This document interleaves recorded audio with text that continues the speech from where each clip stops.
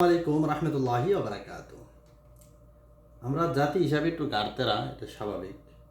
তবে সবাই যার গাড়তেরা তা না, কিছু কিছু খারাপ লোক তো আছে। খারাপ ছাড়া দুনিয়াও চলে না, ভালো ছাড়া যেমন খারাপ এমন।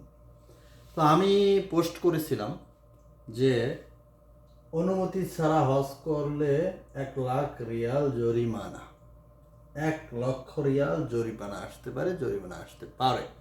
যমুনা টিভির আমি একটা দিয়েছিলাম, যেটা বলছিলাম যে যমুনা টিভিতে আমি দেখছি। তো এটা কিন্তু ডিবিসি নিউজ, আন্তর্জাতিক ডেক ডিবিসি নিউজে। তো এইখানে কি লিখছে চলেন আমি শোনাই আপনাদেরকে, আপনারা দেখবেন। এখানে বলা হয়েছে ডিবিসি নিউজে, আসন্ন 2026 সালের হজ মৌসুমে অনুমতিবিহীন হজ পালন বা এতে সহায়তাকারীদের বিরুদ্ধে কঠোর শাস্তির ঘোষণা দিয়েছে সৌদি আরব মন্ত্রণালয়। প্রতিবেদন অনুযায়ী আগামী শনিবার 18 এপ্রিল থেকে জুনের মাঝামাঝি পর্যন্ত এই নির্দেশনা কার্যকর থাকবে। তিনি নতুন নিয়ম অনুযায়ী বৈধ পারমিট বা ভিসা ছাড়া হজ পালন চেষ্টা করলে কিংবা মক্কা ও আশেপাশের পবিত্র স্থানে অবৈধভাবে প্রবেশ অবস্থান করলে সংশ্লিষ্ট ব্যক্তিকে সর্বোচ্চ 20,000 রিয়াল জরিমানা করা হবে। নির্ধারিত সময়ের নিয়ম ভঙ্গকারী ভিজিট ভিসাধারীদের ক্ষেত্রেও এই জরিমানা প্রযোজ্য হবে এবং ভবিষ্যতে 10 বছরের জন্য সৌদি আরবে প্রবেশ নিষিদ্ধ থাকবে। তারপরে দেখছে, অন্যদিকে অবৈধভাবে হজ পালনের সহায়তাকারীদের জন্য আরও কঠোর শাস্তির বিধান রাখা হয়েছে।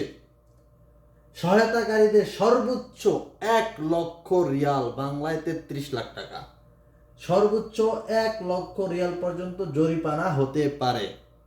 এমনকি অপরাধ জড়িত ব্যক্তির উপর ভিত্তি করে এই জরিমানার পরিমাণ আরও বাড়তে পারে। পাশাপাশি আদালত চাইলে অপরাধের ব্যবহৃত যানবাহনের জব্দের নির্দেশ দিতে পারে। সুতরাং অবৈধভাবে হজ করা যাবে না এবং অবৈধভাবে হজ করতে যাওয়া ব্যক্তিকে আপনি যদি গাড়ি দিয়ে সহায়তা করেন, বাড়ি দিয়ে সহায়তা করেন, আপনি যদি থাকার সহায়তা করেন, আপনাকে সর্বোচ্চ 1,00,000 রিয়াল জরিমানা দিতে হবে এবং কঠোর শাস্তির বিধান রয়েছে। আপনাকে আরও বাড়াইতেও পারে শাস্তি। সুতরাং এই ভুল করবেন না। এগুলো আমাদের দেশের মানুষ খুব কমই করে, তারা জানে। আর হজের ক্ষেত্রে মক্কার ভিতরে কোনো বাংলাদেশি অপরিচিত কাউকে আশ্রয় দিবেন না বিনা পারমিটে। মক্কায় যারা আছে, মক্কার বিভিন্ন স্থানের এলাকায় কাউকে, কোনো বন্ধু বান্ধবী যেটাই বলেন, কাউকে আশ্রয় দিবেন না কোনোভাবে, তাহলে আপনি বিপদে করতে পারেন। প্রবাসীরা সাবধান। কাউকে সাদিক মনে করে, বন্ধু বান্ধব মনে করে, যে কোনো দেশের মানুষ হোক, আমরা অনেক দেশের মানুষের সাথে বসবাস করি, যে কোনো মানুষ হোক, তাদেরকে আপাতত মক্কাতে কোনো আশ্রয় দিবেন না, কারো ঘরে, কারো হোটেলে, কোনো জায়গায়।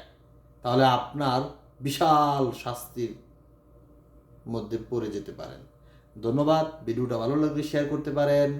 সকল প্রবাসীরা ভালো থাকবেন। আসসালামু আলাইকুম ওয়া রাহমাতুল্লাহ।